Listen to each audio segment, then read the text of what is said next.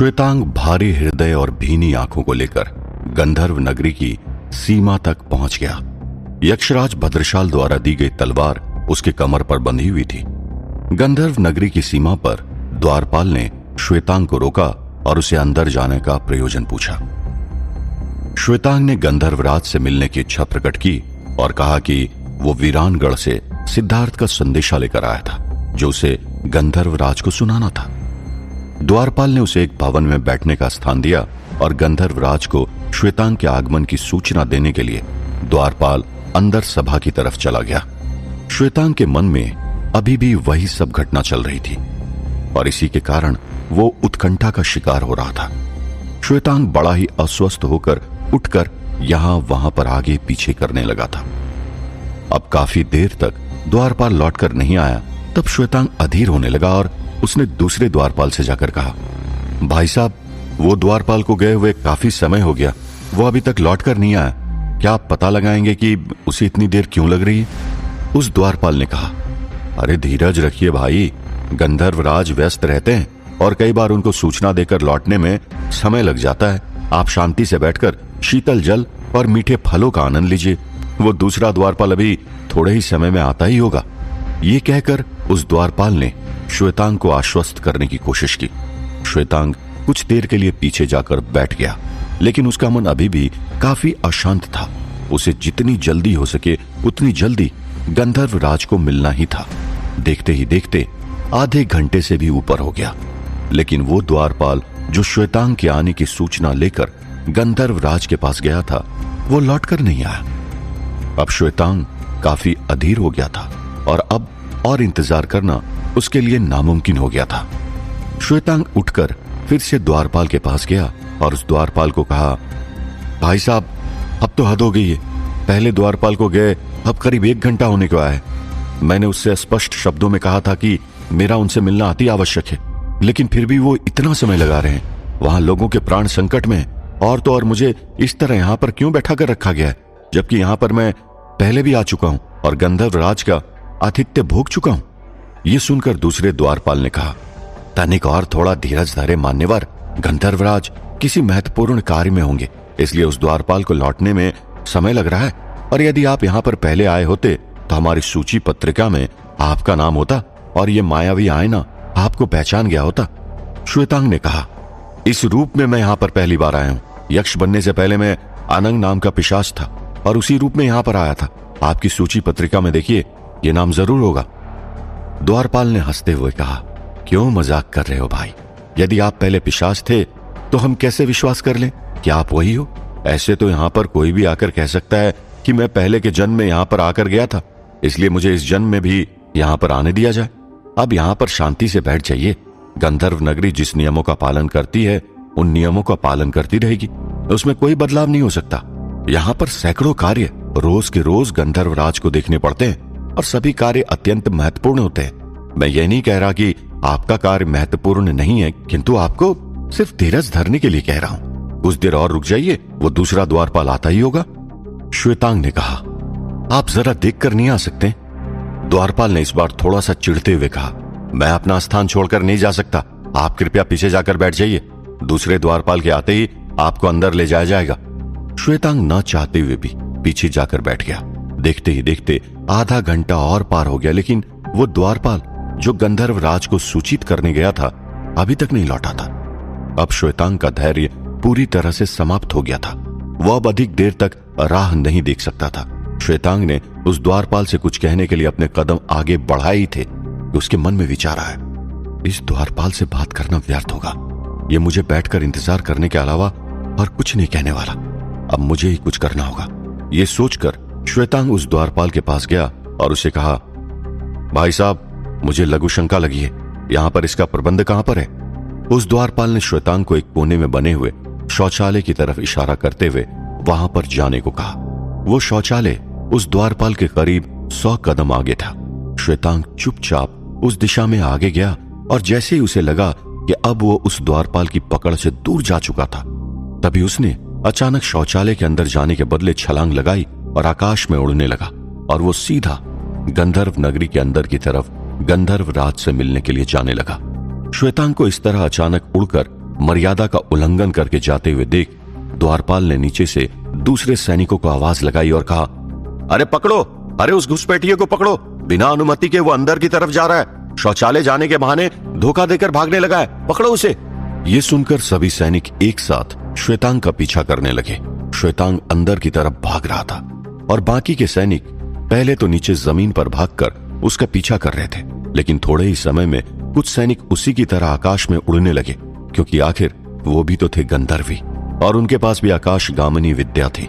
वो आकाश में उड़ते हुए श्वेतांग का पीछा करने लगे और देखते ही देखते उन्होंने श्वेतांग के ऊपर हवा में एक बड़ा सा जाल फेंका और श्वेतांग को इस जाल में जकड़ लिया। श्वेतांग उस जाल से छूटने के लिए छटपटाने लगा और कहने लगा, मेरा गंधर्वराज से मिलना बहुत जरूरी है, आप लोग समझ क्यों नहीं रहे हो? सैकड़ों लोगों के प्राण संकट में पड़े हैं। लेकिन उसकी बात का किसी पर कोई असर नहीं होने वाला था, क्योंकि अब सैनिकों के लिए श्वेतांग सिर्फ एक नियम भंग करने वाला अपराधी था और कोई नहीं। सैनिकों ने श्वेतांग को हवा में जाल में ही खींचते हुए नीचे उतारा और गंधर्व नगरी के नियम के मुताबिक उसे काल कोठरी में डालने के लिए ले जाया जाने लगा। श्वेतांग गंधर्वराज से मिलने की प्रार्थना करने लगा, लेकिन उसे यह कहा गया कि अपराधी को राजा से मिलने का अधिकार नहीं होता और ये कहकर उसे काल कोठरी के अंदर डाल दिया गया और काल कोठरी का दरवाजा बंद कर दिया गया। श्वेतांग अंदर से चिल्लाता रहा, लेकिन काल कोठरी का दरवाजा बंद होते ही उसकी आवाज भी अंदर दब गई। वो काल कोठरी भी ऐसी थी जहां पर कोई दिव्य शक्ति अथवा मायावी शक्ति काम नहीं करती थी। अतः श्वेतांग लाचार और हताश होकर एक कोने में बैठ गया। उस तरफ जंगल में सुजान को जब लगा कि साधु बाबा में कुछ गड़बड़ थी, तब वो मुंह फेर कर लौटने लगा और पीछे से साधु बाबा क्रोध में आकर उसे रुकने को कहने लगे। अचानक वो बूढ़े साधु बाबा अपने जगह से खड़े हो गए और अब तक जो वृद्ध मनुष्य के स्वर में बोल रहे थे, अचानक से उनके स्वर ने जोश पकड़ लिया और बुलंद स्वर में बोले, रुक जा मूर्ख, इस तरह मेरा अपमान करके कहां जा रहा है तू? ये मेरा जंगल है और मेरे जंगल में सिर्फ मेरा ही हुक्म चलता है। इस तरह मेरी अवहेलना करके तू ये मानता है कि तू यहां से बाहर चला जाएगा? तो सुन, ये तेरी गलतफहमी है। इस जंगल में जो भी आता है वो अपनी मर्जी से आता है, लेकिन जाता सिर्फ मेरी मर्जी से है। ये कहकर वो साधु बाबा जोरों से दहाड़ने लगा। उस साधु बाबा की दहाड़ सुनकर सुजान के रोंगटे खड़े हो गए। सुजान चलते चलते एकदम से रुक गया और अचानक पीछे से वो बूढ़ा साधु बाबा हवा में उड़ने लगा और हवा में उड़ते उड़ते सुजान के सामने आकर खड़ा हो गया।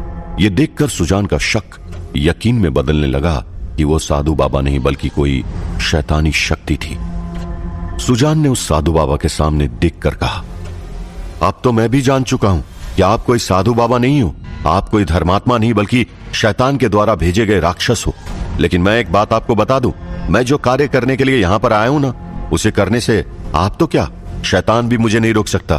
क्योंकि खैर, मुझे क्यों रोक नहीं पाओगे, ये बात आप लोगों को पता चली जाएगी। ये कहकर सुजान वहां से उस बूढ़े साधु बाबा के बाजू से आगे की तरफ निकल गया। ये सुनकर उस बूढ़े साधु बाबा ने कहा, तूने सच कहा कि मैं कोई साधु बाबा नहीं हूं, लेकिन मैं शैतान द्वारा भेजा गया हूं। तेरा ये कथन झूठ है। सुजान ने मुड़कर उनकी तरफ देखते हुए पूछा, तो कौन है आप? साधु बाबा ने उत्तर दिया, मैं इस जंगल का देवता हूं और मैंने तुम्हारी परीक्षा लेने के लिए साधु का रूप धरा था। क्या इच्छा है तुम्हारी? मैं तुमसे प्रसन्न हूं, मांगो, अपना वर मांगो। ये कहते हुए उस बूढ़े साधु बाबा ने अपना रूप बदल दिया। एक सुंदर देवता का रूप धरकर सुजान के सामने प्रकट हो गए।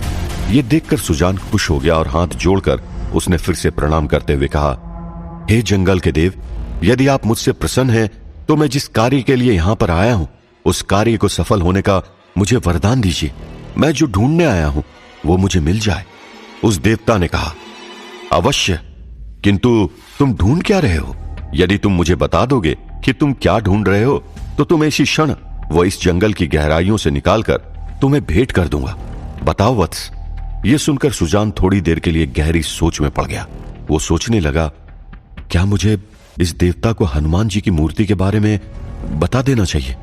मुझे लगता है कि मुझे उन्हें इस बारे में बता ही देना चाहिए, क्योंकि इससे काफी समय की बचत होगी और मैं समय के पहले ही हनुमान जी की मूर्ति को लेकर वीरानगढ़ पहुंच जाऊंगा और वहां पर जाकर जल्द से जल्द इस मूर्ति की स्थापना करके शैतान को हरा सकते हैं। ये सोचकर सुजान बोलने ही वाला था कि अचानक से उसे बूढ़े बाबा द्वारा उस चिट्ठी में लिखा गया वाक्य याद आ गया, जिसमें उन्हें ये बात किसी से किसी भी परिस्थिति में करने से मना कर दिया गया था।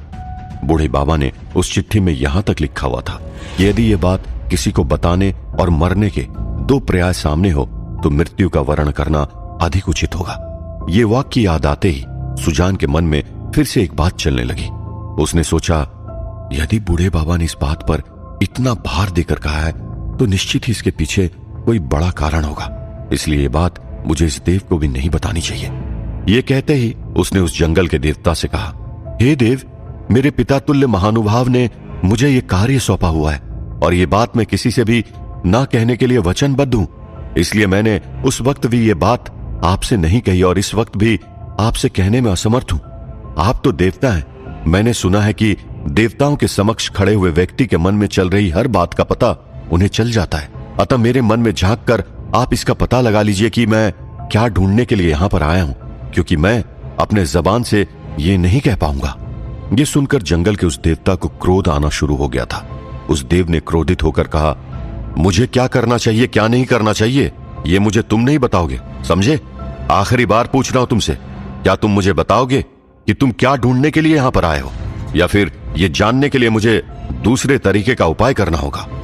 उस देवता के मुख से ऐसी भाषा को सुनकर सुजान के मन में फिर से शक उत्पन्न होने लगा कि ये देवता है भी या नहीं, क्योंकि वो जानता था कि देवता इतनी जल्दी क्रोधित नहीं होते और देवताओं को मन की बात जानने में समय भी नहीं लगता। इसलिए सुजान ने उस देवता को कहा, मैं ये बात आपसे नहीं कह सकता, अतः आप मुझे क्षमा कर दीजिए। यदि आप मेरी मदद नहीं कर सकते तो कोई बात नहीं, मैं स्वयं ही अपनी मदद कर लूंगा। आपने मेरी मदद करने के लिए अपना हाथ आगे बढ़ाया, इसलिए मैं आपका आभारी हूं। अब मुझे यहां से जाने की आज्ञा दे। यह कहकर सुजान वहां से जाने लगा। सुजान को इस तरह अपने सामने से जाता हुआ देखकर वो जंगल का देवता अत्यंत क्रोधित हो गया और उसकी आंखें लाल होने लगी। सुजान क्या ढूंढने के लिए वहां पर आया था, ये बात जानने के लिए एक के बाद एक अपने सारे पैतरे विफल होते हुए देखकर जंगल के देवता का रूप धरा वो व्यक्ति अब अपने असली पिशाच के रूप में आने लगा था। उसके हाथ पैर एकदम से काले पड़ने लगे थे, उसके बाल सांप में परिवर्तित हो गए, उसका शरीर हाड़ पिंजर में परिवर्तित हो गया जिसके ऊपर कीड़े मकोड़े रेंग रहे थे। उसके शरीर से हरे रंग का चिकना द्रव्य रिस रहा था। उसने जाते हुए सुजान को देखा और पीछे से सुजान के ऊपर छलांग लगाकर उसे जमीन पर गिरा दिया। सुजान को पता ही नहीं चला कि उसके ऊपर किसने वार किया था। सुजान कुछ समझ पाए उससे पहले उस पिशाच ने सुजान को जोरों से जमीन पर दबा के रखा और उससे पूछा, मैं तुम्हें आखिरी बार पूछ रहा हूं कि तुम यहाँ पर क्या ढूंढने आए थे? मुझे सच सच बता दो, नहीं तो मुझे वो करना होगा जो तुम्हें अच्छा नहीं लगेगा, बाद में पछताओगे। इससे अच्छा है कि तुम मुझे अभी बता दो कि तुम यहाँ पर क्या खोजने आए हो। सुजान ने अपने आप को ऊपर उठाने की कोशिश करते हुए कहा, नहीं, यदि तुम मेरे प्राण भी ले लोगे तो भी मैं तुम्हें यह नहीं बताऊंगा कि मैं यहां पर क्या ढूंढने आया हूं। तू वही बहरूपी है ना जो मेरे मां का रूप धरकर आया था। जा अपने मालिक शैतान से कह दे कि हमेशा से चुपचाप रहने वाला ये सुजान इतना भी कमजोर नहीं है। अगर तुझे और तेरे मालिक शैतान को मेरे मुंह से कुछ निकलवाना है तो तुम दोनों को 7 जन्म लगेंगे और शायद तभी भी मेरा मुंह नहीं खुलवा पाओगे। सुजान की ये बात सुनकर उस पिशाच को बहुत क्रोध आ गया और उसने कहा, तुझे बहुत घमंड है ना कि तू अपने मुंह से नहीं बोलेगा, तो आज मैं तेरा घमंड पूरी तरह से तोड़ दूंगा। अब तेरे साथ वो होगा जिसका तू हकदार है। ये कहकर उसने सुजान को उठाया और पीठ के बल जमीन पर लेटा दिया। सुजान को जमीन पर लेटाकर वो पिशाच एकदम से सुजान के ऊपर आ गया और सुजान के मुंह के ऊपर अपना मुंह लेकर आया और उसने सुजान की आंखों में देखना शुरू किया। सुजान ने एकदम से अपनी आंखें बंद कर ली क्योंकि वो जानता था कि वो पिशाच उसकी आंखों में देखकर उस पर माया जाल डाल देगा। लेकिन पिशाच के पास सच जानने के और भी तरीके थे। उसने अपने नाखून सुजान के पेट में गड़ाए। सुजान दर्द के मारे चिल्ला उठा। सुजान ने जैसे ही चिल्लाते हुए अपना मुंह खोला, उस पिशाच ने अपना मुंह खोला और उसके मुंह के अंदर से लंबी काली जीभ बाहर निकली और वो जीभ बाहर निकलकर सीधे सुजान के मुंह के अंदर चली गई और उसके गले से नीचे उतरने लगी। ऐसा होते ही अचानक से सुजान ने अपनी आंखें खोल दी और अचानक से उसकी आंखों का रंग बदल गया और उसकी दोनों आंखें पुतली समेत पूरी तरह से सफेद हो गई और देखते ही देखते वो पिशाच पूरा का पूरा सुजान के मुंह के अंदर चला गया और उसके शरीर में समा गया। उस तरफ वीरानगढ़ में सिद्धार्थ, गौरी और बूढ़े बाबा ने तुरंत ही सभी गांव वालों को, वयोवृद्ध लोग और बच्चों के सामान को बांधने के लिए कहा और गांव के पुरुषों को बैलगाड़ी तैयार करने को कहा। सिद्धार्थ ने सबको आदेश देते हुए कहा, जितनी जल्दी हो सके उतनी जल्दी बच्चे और बड़ों के कपड़ों और खाने पीने का सामान बांधकर उन्हें बैलगाड़ियों में बिठाना शुरू कर दो। जितनी जल्दी हो सके उतनी जल्दी बैलगाड़ी को गांव के बाहर स्थित विनीता देवी के मंदिर की तरफ ले जाया जाएगा, क्योंकि वही एक ऐसे स्थान है जिसके अंदर कभी कोई शैतान और शैतानी शक्ति प्रवेश नहीं कर सकती। गौरी ने कहा, गांव की जो भी स्त्रियां गर्भवती है वो भी इनके साथ बैलगाड़ी में बैठ जाएंगी और गांव के बाकी पुरुष और स्त्री हथियार लेकर लड़ने को तैयार हो जाइए। गौरी ने यह कहा ही था कि अचानक से उन्हें उस खाई पर मोतीबाई द्वारा ढकी गई दीवारों पर अंदर की तरफ से आवाज आनी शुरू हो गई। यह आवाज आते ही बूढ़े बाबा एकदम से बोले, यह प्रेत की सेना ऊपर सतह तक पहुंच चुकी है। वो इस दीवार को तोड़कर बाहर निकलने का प्रयत्न कर रही है। हमारे पास अधिक समय नहीं है। जितनी जल्दी हो सके उतनी जल्दी बच्चे, बूढ़े और गर्भवती स्त्रियों को इस गांव से रवाना करो, अभी के अभी। ये सुनते ही सभी लोग यहां वहां पर भागने लगे और अपने अपने घरों में जाकर जितनी जल्दी हो सके उतनी जल्दी बच्चे, बूढ़े और गर्भवती स्त्रियों का सामान बांधकर बैलगाड़ियों में भरने लगे। बच्चे अपने माता पिता से जुदा नहीं होना चाहते थे, लेकिन इस वक्त इसके अतिरिक्त और कोई उपाय नहीं बचा था।